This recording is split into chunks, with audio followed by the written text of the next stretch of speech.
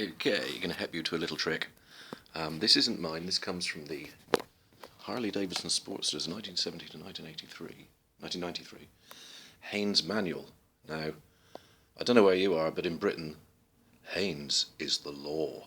Right, this is amazing. These are amazing books. I've lived on these. Right, I'll put that to one side. As you can see, it's a bit worse for wear. It's in slightly better nick than the Dead Sea Scrolls, but not much.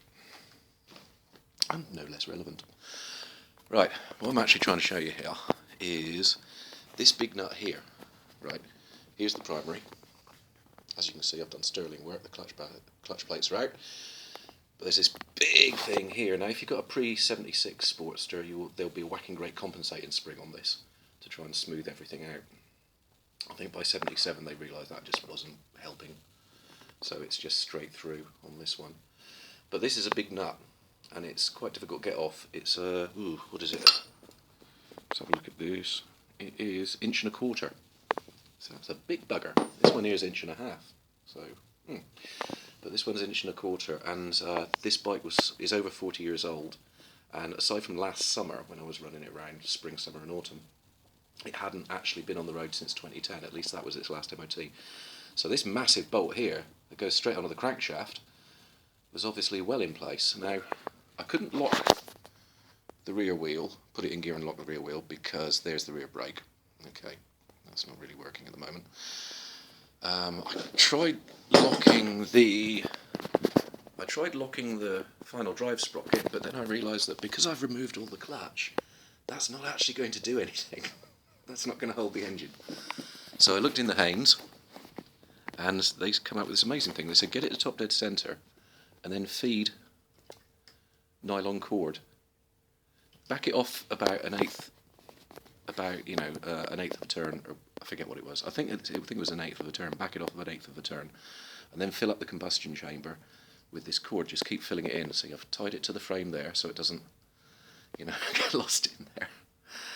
And then use the piston will go up. It will come up against all that crap. It won't be able to go up and come back down again, so it will lock the engine. So I did this earlier. I put this massive thing on here, locked the engine as instructed, and stood on it, and then I stood on it again, and then I jumped up and down on it, and eventually so in case you're undoing one of these yourself, it is anti-clockwise, because I begin to wonder. Virtually all of them do undo anti-clockwise. Generally, if there's a left-hand thread, it will be on something like this. It will be on something spinning, and there'll always be a really good reason for it. And it will say LH somewhere on it. I've seen one in my lifetime that was left-handed and didn't actually have LH stamped on it.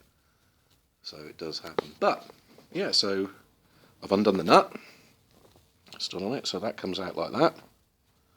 Comes out relatively easily once you've broken it. Broken the seal.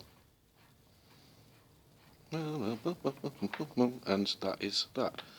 That comes up there. That's the end of the crankshaft, I'm assuming. Can't see what else it'd be. There it is now. Okay. Maybe there's something else involved. Who knows?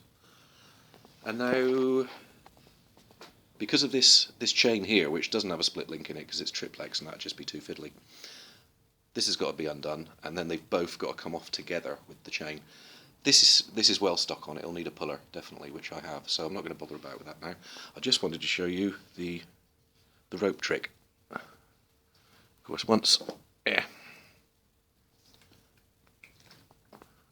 loosen it off a bit, and then you can pull its guts out. This is a leftover washing line, so available from any sort of place like B&M or Pound Stretcher, or if you're in America, I suppose it'd be somewhere like Dollar Tree, wouldn't it? Somewhere like that. Or Harbour Freight. So there you have it. That's how to lock an engine when you've removed the clutch and when your back brake's not on anyway. That's how you can lock an engine. Cheery bye.